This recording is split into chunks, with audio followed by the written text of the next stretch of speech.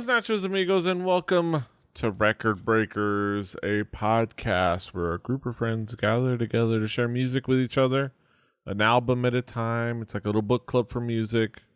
I'm Petey Rave, and there's plenty of people left, including me, still. They haven't all left yet. They haven't all left my podcast yet. I'm holding on to them for dear life. With me is my team, my squad, my crew, my quorum. We've got David. I'm David, and I don't know. I'm still here. Mm-hmm. We've got Matt. Check out this cool burger keychain I got from a PCB manufacturer. Nice. And we've got Brett. You can do better than mixing whiskey and gin. I'm just gonna come out and say that those are not two great tastes. They taste great together. But if you also add triple sec and vodka and whatever else, then you can have Long Island iced tea. Mm-hmm. I mean, what if I told you that I don't need a Long Island iced tea probably ever again in my life? I would believe you if you told me that. Yeah, I can believe that. Mm-hmm. I mean, I'm sure it's a great time for people, but I've climbed that mountain. I have seen the view. Not needed anymore. Yeah, Long Island iced tea. I might once or twice. Yeah. I might. But I'm wild like that. Yeah. Yes, indeed. We get turned. But let's get turned on this album. Let's talk about an album. The turntable. Yes. We're talking about an album that caught my attention. Well, an artist that caught my attention. It's my album pick this time. So I was watching random videos on YouTube, but particularly skate videos, and in particularly videos from the YouTube channel for the Barracks. And one of the things that they have is their Battle Commander series. For different skateboarders to kind of like have it's like the new version of the skate video now, which is awesome. It's like the YouTube skate video, and it was of this gentleman by the name of Richie Jackson. If I have that correctly, Richie Jackson, who puts the hippie in hippie jump. As people have said in the comments, and I don't say that lightly. Not only because he looks like it, but he actually does pretty solid hippie jumps. Like on top of that, if you watch the videos, which is kind of a nice bit of kismet, or I guess a self-fulfilled prophecy. But one of the things about that video caught my attention was the song. The Richie Jackson Battle Commander on it. I was like, oh, this is a kind of a dope, kind of a cool song, and let me check out what it is. So I had to like Shazam it, because I don't think they actually even like name drop it in the video. So I had to Shazam it, and it came back this result for this band called Orange Wedge, and the song and the album from which it came was called No One Left But Me. And I was like, okay, let me look this up, and I noticed I was like, it's not anywhere. It's not on Spotify. It's on Google. It's on Amazon. You can buy it on CD. So it was like, I was able to acquire it, and I thought, this is a band that nobody seems to really remember, or very few people remember. Let me just bring it on the show. It's like unseen. Let's bring this album on the show, and just to see, see what happens, and that's what I did. The album, the band is Orange Wedge, and the album is No One Left But Me. Let's talk about expectations, because I know I had none. Well, I had some expectations, but just hearing the one song. But I'd love to hear about you guys. I'll start with David. David, what expectations do you have coming into this album? You should start with Brett. Okay, Brett, what expectations did you have coming into this album? I watched that skate video because that's the one that has the cement filled like the parking cone Yeah. of Tricks. So I remember that. I did not remember the music, but some record breakers behind the scenes. This has been sitting in zip file form on my desktop for weeks, and I have played it, listened to it, forgotten it, rediscovered it on my desktop, listened to it some more, and I got very into this for a long period of time. Yes. David, what were your expectations coming into this album? I was expecting something, as Brett said, something that would stick with you for quite some time. I really didn't have any idea what to expect musically, and that's the way I like going into every album I'm allowed to do on this podcast. I like discovering something that is in nowhere near my musical periphery, and I like that. So I came into this with an open mind, but zero expectation whatsoever. Matt, what were your expectations coming into this album? Also pretty none. I had some thoughts though. The only picture I could see of them on Discogs, they were playing at some outdoor venue, and there were some people on the hill behind them in the distance. So I was imagining some sort of outdoor music festival. The album was released in '74, so I thought maybe it was some sort of like post-Woodstock thing. This came out 1 year after The Adventures of Panama Red. Yeah. And for whatever reason, looking at them, Jefferson Airplane came to mind. I'm not sure why, but that's what came to mind. And I asked my dad, and he had not heard of the band either. Yeah. Yeah, because this is there's not a lot of information out there except for like a few enthusiasts that remember them. But it's a band from the '70s, that played like at least somewhat psychedelically influenced, but mostly just rock and roll music. And mostly just '70s rock music with some blues in there. Like touches. This album has those touches. It's different mixes of musicians and instruments per song. It feels like it must have been recorded over like a certain period of time, and whoever was around or decided to record on in that day recorded, and almost feels like that also showed up in the recording quality. In particular, the music, the instruments felt clear for the most part. There were times where like there was slightly less fidelity, but they sounded clear and you can hear them. But the vocals reminded me of Misfits, in that they sounded like they were recorded literally on a potato sometimes.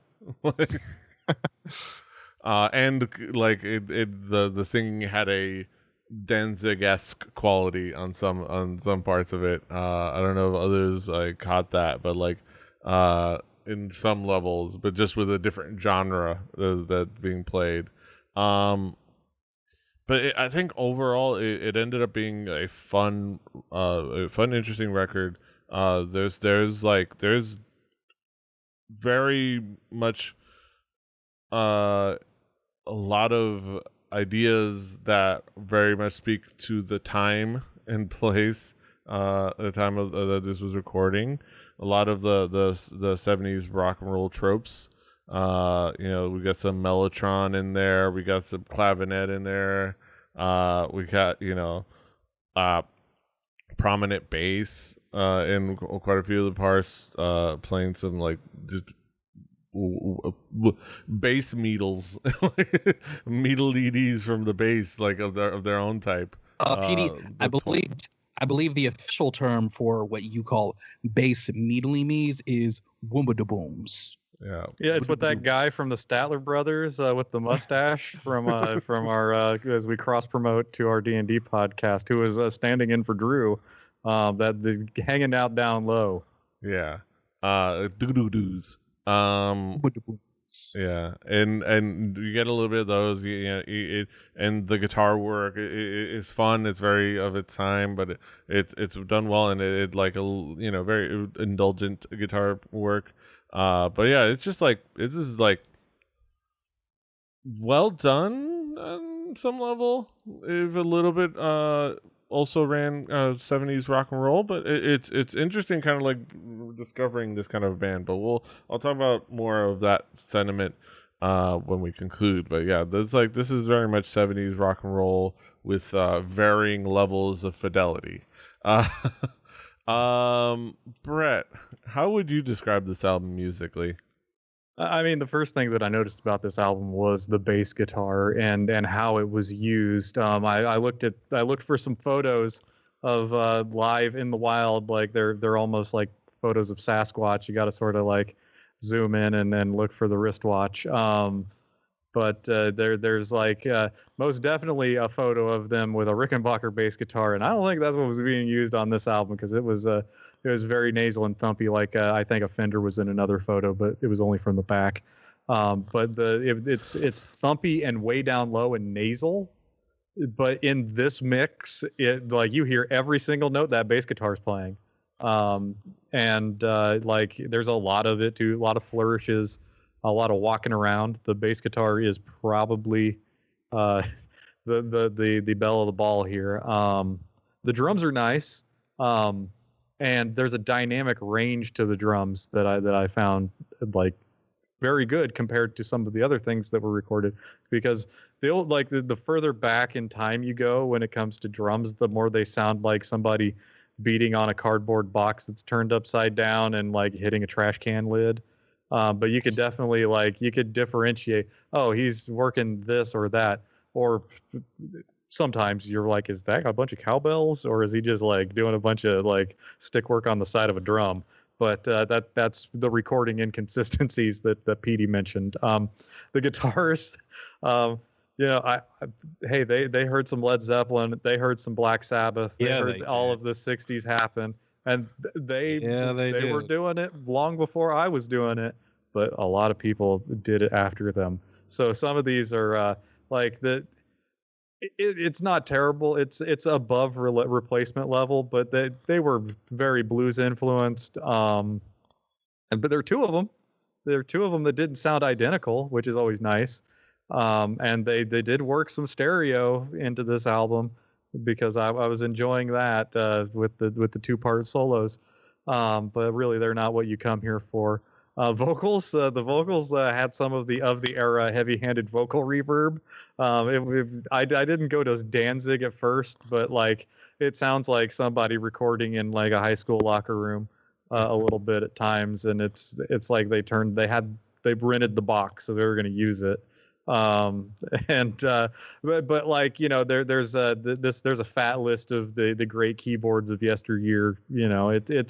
It's a snapshot in time, and like, man, they had all of their toys out for this album. Yeah. David, how would you describe this album musically? You guys are being far more complimentary than I would.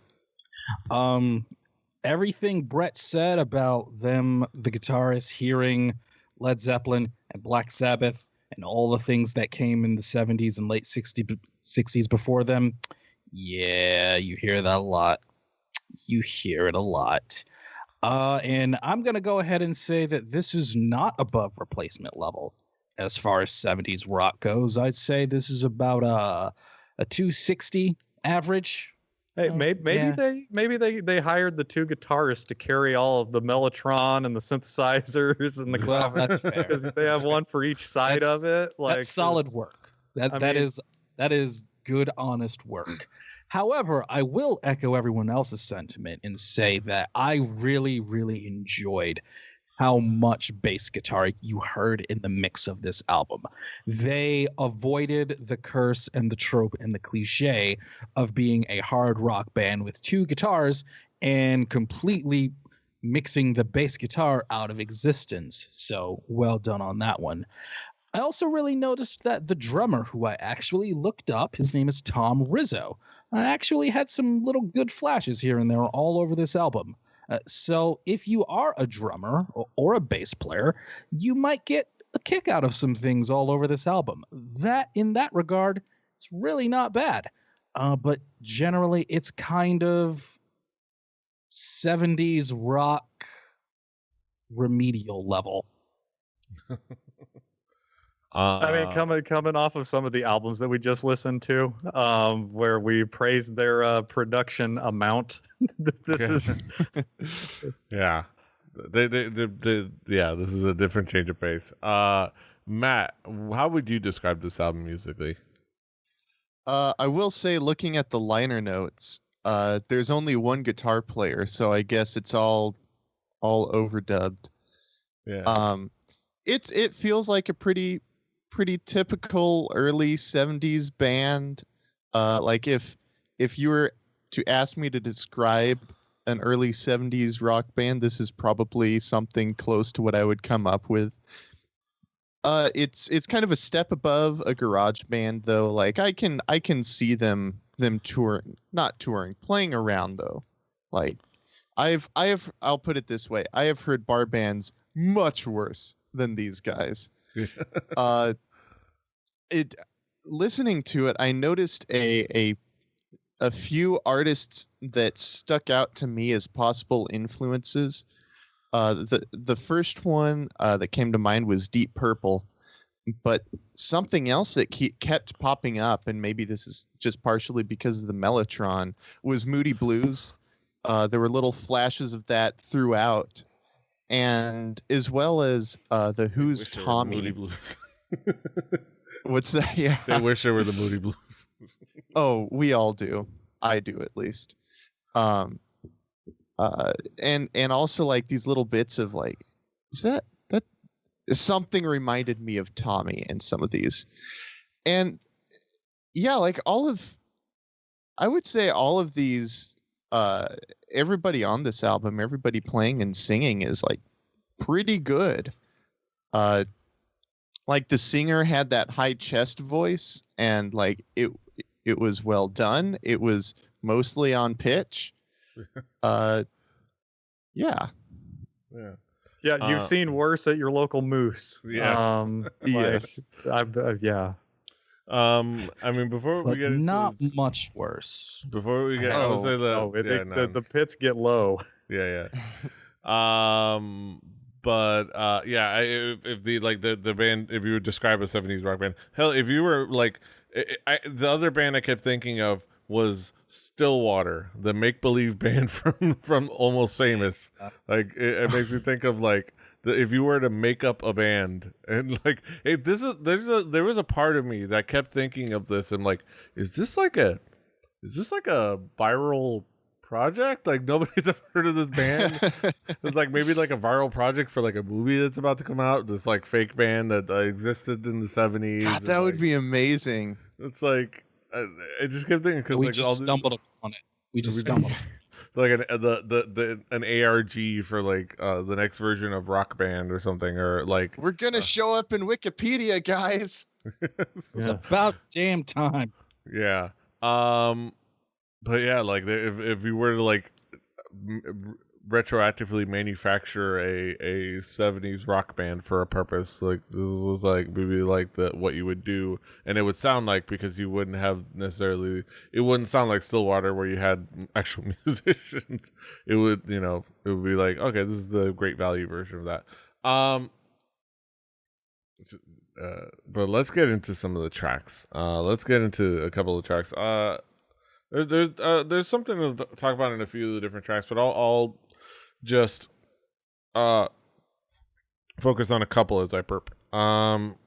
Let's go with the opening track, the SP, which I think had the most like jarring disparity in fidelity.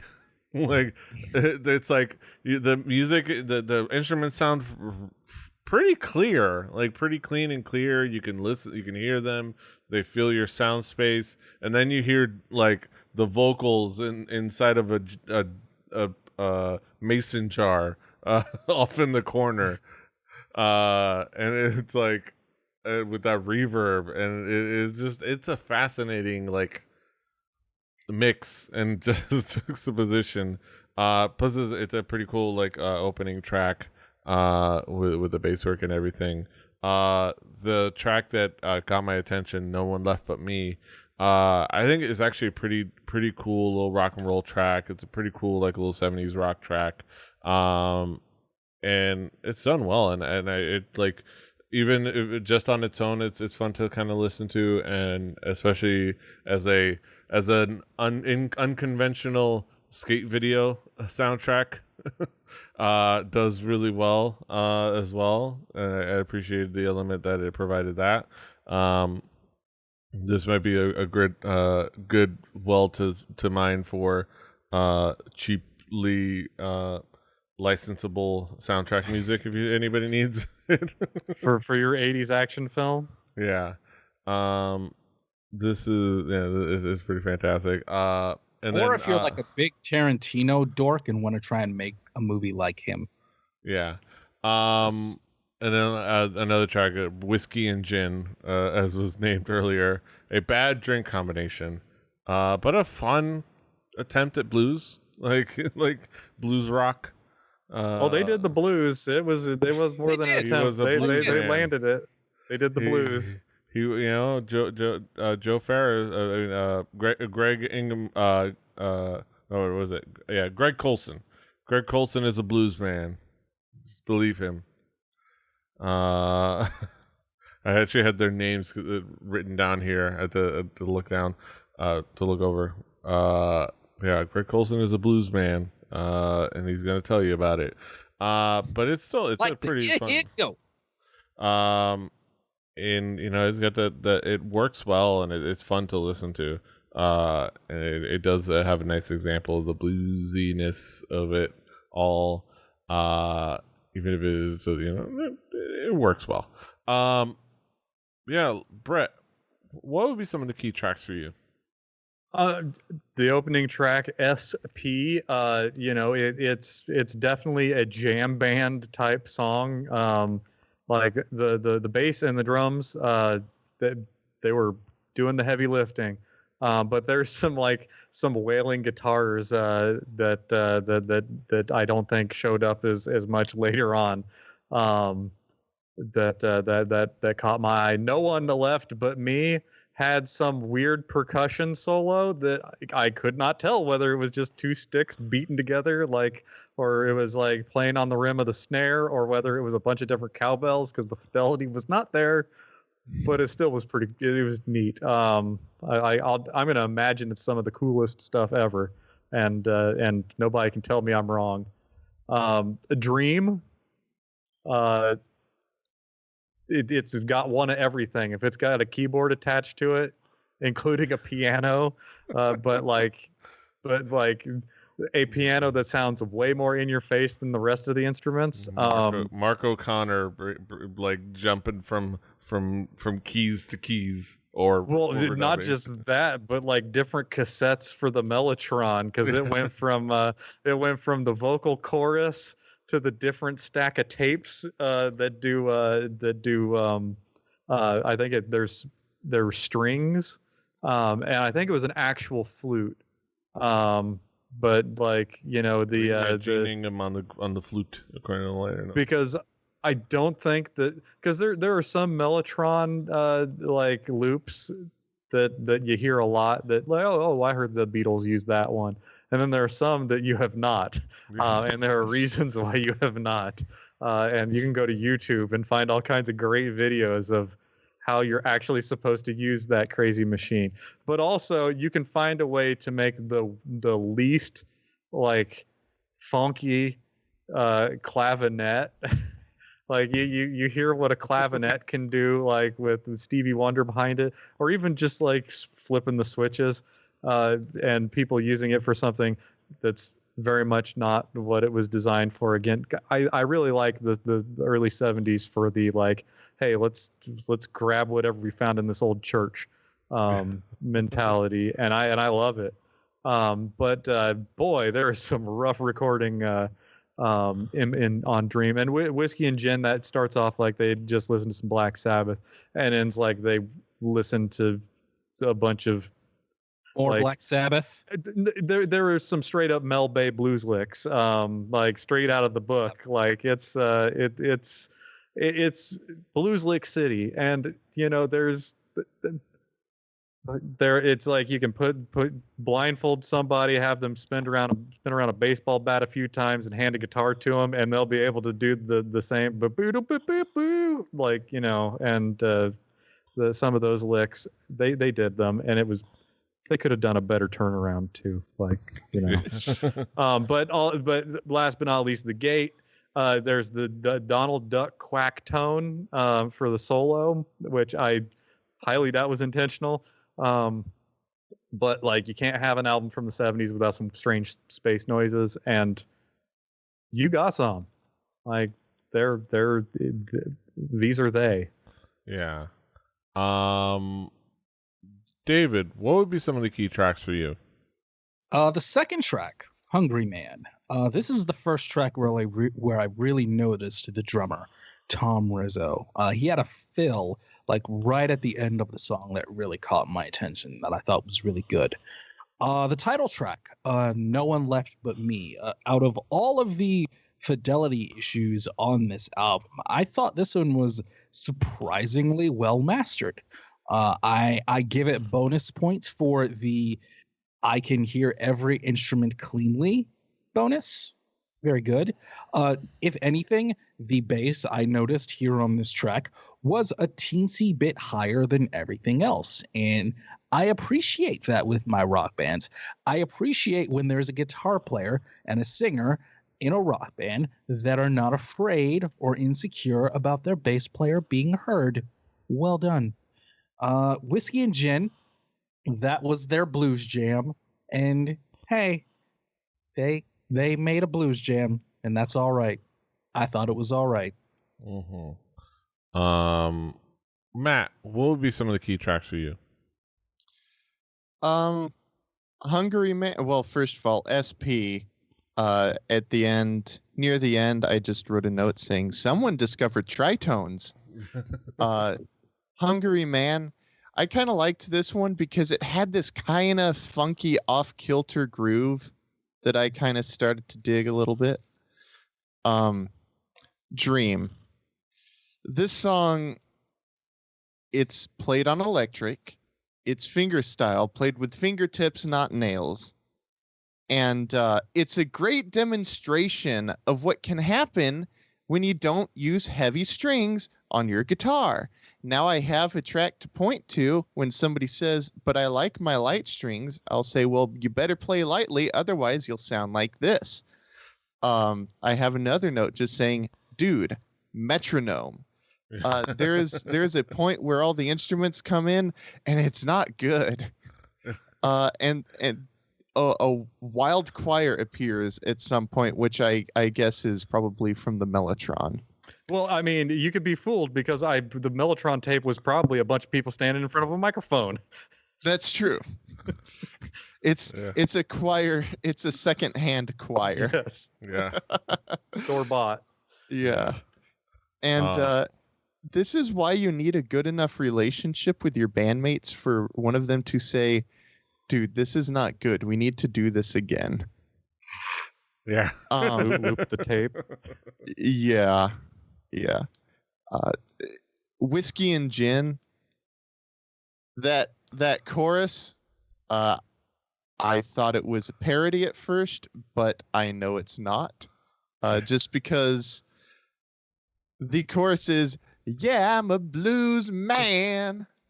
And I cannot imagine someone saying that unironically, but there's a first time for everything. Again, like in a movie, when somebody's like, "Oh, this is them doing this blues stuff," and it's like, right, "I'm a blues man." That was my reaction, Petey. I was like, "Yep, this is their blues thing." Yeah, yeah. The drummer's falling asleep. Yeah, yeah. I actually found most of these tracks. I found something interesting about each one. People was kind of the earworm of the album. like I find myself kind of humming that throughout yesterday and today. And it has this nice chord progression, and it's played well. Lastly, the gate. This one just feels like a kind of a love letter to prog rock, because I got hints of like the overture from Tommy, where it goes from that into 1921, where I got a feeling it's going to be a good year. And this was another one that I got strong Moody Blues vibes. Specifically, the track that it made me think of was House of Four Doors Part 2 from In Search of the Lost Chord. Yeah. And a little bit of Jethro Tull as well. I think that was mostly just some like chord progressions that reminded me of some other Jethro Tull song. Yeah. Yeah. We haven't talked about this album cover yet. Yeah. Like the like That's the another elephant in the element. room. This Like album cut cover. out of cardboard. Do we Cut need out about to? word. Doesn't even have the full name of the band. This was what made me think of like this of like the like somebody really eager to follow a trend and follow a sound makes what I think of this. I think of they totally thought we're gonna name our band Orange Wedge, but our true fans are gonna just call us Wedge because like New Riders, The Dead, like other bands. They're like Yeah. like they say The Dead and New Riders and this that and the other. The real fans are just gonna call us Wedge.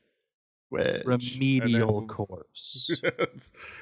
it's like that's what I think of when I see the fact that it just says Wedge there. It's like that was such sounds plausible. yeah. I mean, yeah. Yeah, like that's us, and then yeah, the cover is like graphic design is my passion. It's like, man, I got the plug-in to sound like Kavinsky. Let's do some Outrun music. We're right at about the same time frame from when the music that the Orange Wedge is trying to play to 1974. Like Yeah. we could have that same gap man. between Outrun and today. This came out around the. Can we just put on Yeah. Masters of Reality again instead, please? Yeah. We can. This not to bring up Almost Famous, and I think this album comes out right around where that movie ends chronologically. So it's like that's what I kept thinking of, is like all those like people and that music, is like them being like the fourth band that would have been like ignored by everyone else, and like, oh, I'm gonna follow this.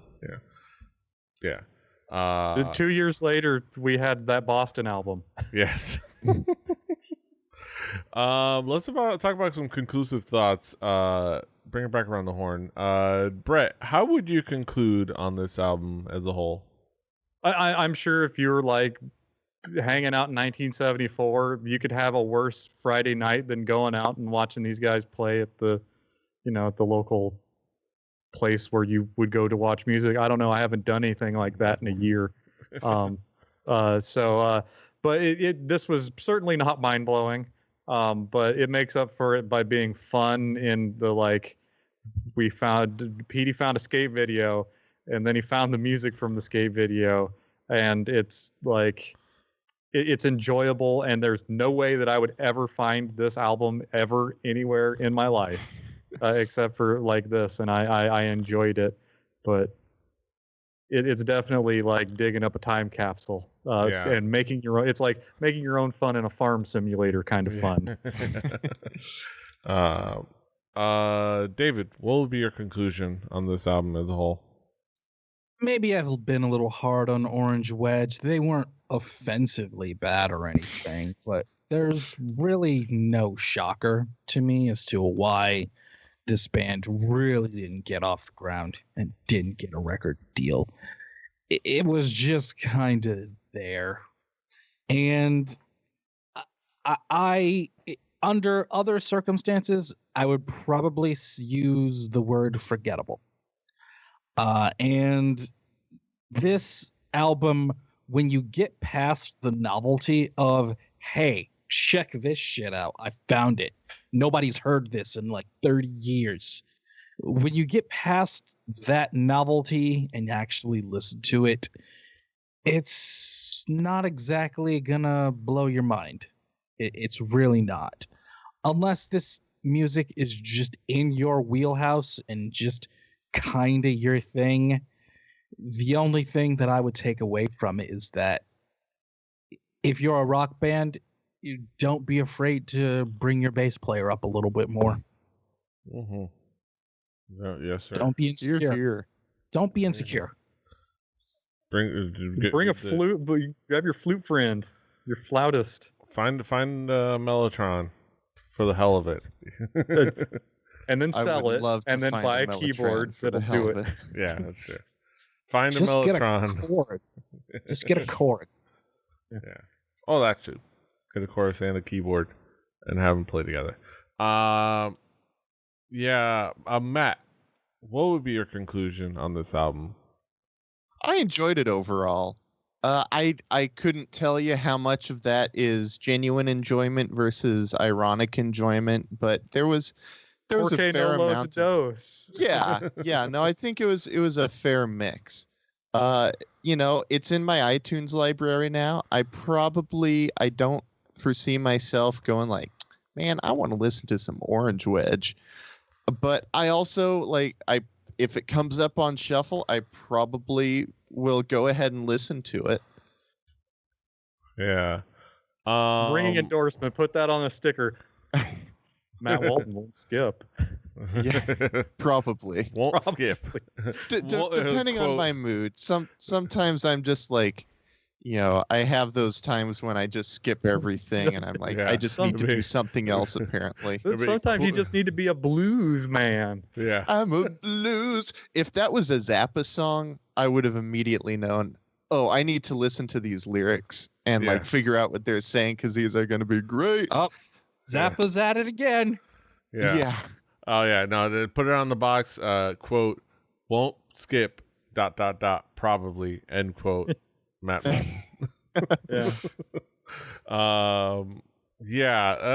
At the end of the day, so what we experienced was an also ran rock band from the 70s. And it was fun I would to call like them a 4A band. 4A. Yeah.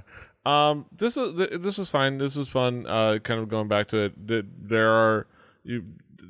This is not necessary. There's a bunch of 70s rock bands you can go back to. But if this just happens to be in your playlist, that's cool. I wouldn't buy this on Amazon as a keepsake. I was going to just as a lark, but seriously, there are better albums to buy. Ironically, there are so many better Like a albums. Statler Brothers though? one. like like the Dale McBride album. No, it's not a better album.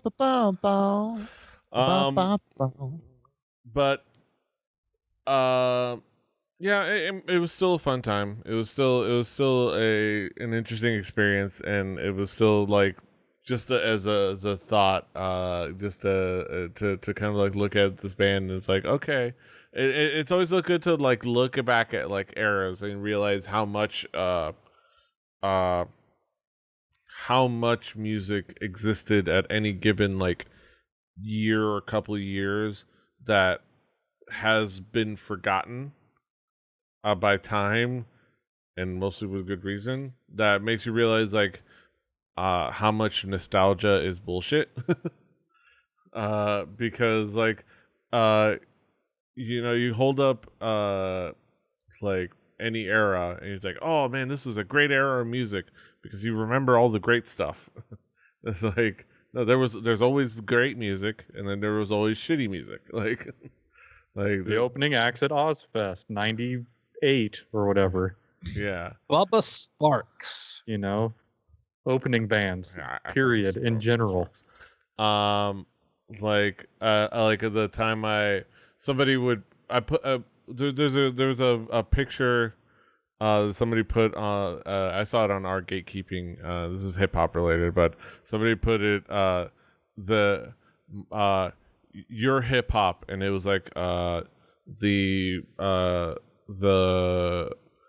numerical rapper who I shall not name, but that just got released from prison. And I think Lil Pump, them two, and like a Hello Kitty boombox. It's like your hip hop, and then it's like Biggie and Tupac. It's like my hip hop. It's like, okay, that's selective. Trying to like talk about some selective memory. So I made my own, which is like Denzel Curry and Kendrick Lamar, and like a JBL a Bluetooth speaker. Said my hip hop, and then I put MC Hammer and Vanilla Ice, and then like a really outdated like shelf speaker from like the early '90s. It's like your hip hop. It's like it makes Very you think. Good. And that's what comes to mind with like this. Like it's fun to kind of like pull back the reality of people's nostalgia in a way on that element of like, okay, there was also this also ran music that existed and was kind of like okay, but not necessarily memorable. This is the Dem franchise boys of 70s rock. But He appreciates that reference. Yeah. This is at the end of the day, Man. but even with like them franchise boys and Bubba Sparks, you can still go back to their hits and go, it's still fun to listen to. like I can still I can still like I can still be like booty rocking everywhere. Like I can still play them in Def Jam. Who can't? Yeah. And still enjoy it regardless. So like it's still fun to kind of go back and listen to this stuff and to rediscover a band, even if it's not necessarily one that you'll stick with or remember going forward. Yeah, Orange Wedge, they were there. Let's get down to our haiku reviews, the moment we've all been waiting for, the main event of the evening. We're going to sum it all up in poetic form, get the 575. Let's get down to the nitty gritty. Haiku numero uno. Brett, what is your haiku? Solid bass and drums. Tons of great keyboard doodads. Curiosity. Yes. David, what is your haiku? You're not missing much. It rocks. It rolls. It's okay. They kept their day jobs. Mm-hmm. As bluesmen. Yes, it's bluesman. Matt, I'm a blues man. I'll guarantee one of these dudes is like teaching at a community college about like sound design or music theory or something like that. I hope so. Matt, what is your haiku? Some good playing with questionable decisions. Thanks for sharing this. Mm-hmm. My haiku: a band lost the time. Of the 70s rock bands, they were one of them. No one can argue with that. Yes, exactly. Solid facts. We deal in nothing but facts here on Record Breakers. It's hardcore journalism and hardcore facts. Is Panama red? Is Red. that Panama's red? Does Pope wear a funny hat? Does the Record Breakers stand for truth, justice, and calling it? Yes. And hard hitting journalism. Yes, that's what we do. Journalism. Yes.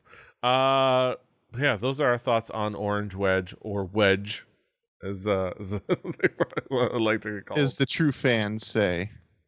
the hardcore Yes. fans, the wedge heads. That's right. The slices. If we ever get together, I'm going to have to find a recipe for vanilla fudge and then top each piece with like a little candied orange wedge. Nice. Yes. It's like a nice little like beautiful little snack when we do our hangout. When we get together, and like we got to figure out a fun thing where we're like all 6 of us Can convene. Yeah, all 6 of us. Like even maybe we can drag Swagger into this. Oh, and we can make burgers. We can make hot tuna burgers. Yes, hot tuna burgers with vanilla fudge topped with orange wedges. It's fantastic. Sounds good to me. Yes. Yeah, those are our thoughts on Orange Wedge. No one left with me. You cannot find this on our Spotify playlist. That's fine. No, really, it is. Yeah. You can download it. It's out there, available to download. Illegally. But hey, it's a way to get it. But presumably on our Spotify playlist will be next week's record, and that's provided by David. David, what have you got for us next week? Guys, I've decided that it's pretty much time to take the Record Breakers podcast and just eschew all standard music conventions altogether and just not deal with things that have verses and choruses and guitars. And I'm just kind of done with that for a little bit. Metal machine music. No. Ornette Coleman? Close. I'm going to bring the 2019 album from Los Angeles-based Noise Project. Noise? Yeah, we can call them Noise. Pedestrian Deposit. And the name of their album is Dyer's Hands. Mm-hmm. Well, I look forward to that. So that'll be a fun discussion next week, but that'll be next week. And this is this week. And you can, of course, find us all over the internet. David is at Call Me DJM. Matt is at Emerick W. Brett is at HibDBBird, HIBBI2YBIBBARD. I'm at PD Rave. The show's at 4 Record Breakers. That's number 4 Record Breakers. RecordBreakersPodcast.com. Rebelli.net for this and other shows. Rebelli TV on YouTube and on Twitch. We stream. And everybody out there, I want you all to know, I will keep saying this, especially you Diamond Club chat realm folks out there. PD Rave works really hard on this. He works hard to get us streaming on twitch.tv/RebelliTV. He's working very hard with this and through the tomes. He makes sure that we all have albums, we all have time to listen to them. So everybody out there, unsubscribe and then resubscribe, and then unsubscribe and then resubscribe, and then make sure you give the Record Breakers Music Podcast, look for it by name, a positive review in your podcatcher of choice, and then unsubscribe and then resubscribe again. So hit us where you find podcasts. On Twitch we're streaming the recordings of these. I'm doing Through the Tomes on Tuesdays where we do D&D. We've got things in the pipeline for other like RPG stuff. I've got to go actually hit back on those comments to see. Yeah, you do that, Petey. You do that. But yeah, I'm trying to make some more fun projects. Despite the fact that I have a full-time job, I'm a full-time student. But I don't care. This is fun. This is what gives me life, honestly. It's going to make me actually be able to deal with all that bull crap. This is what Same. This is yes, Panama Red. It's what drives everyone. Yeah. Same, brother. But yeah, find us where you find podcasts: Apple Podcasts, Google Podcasts, Spotify, SoundCloud. Subscribe, do all the things. Until next time, hasta los huevos. Toodaloo. Rebelli Podcast, baby. Mega the splash. Toodaloos, man.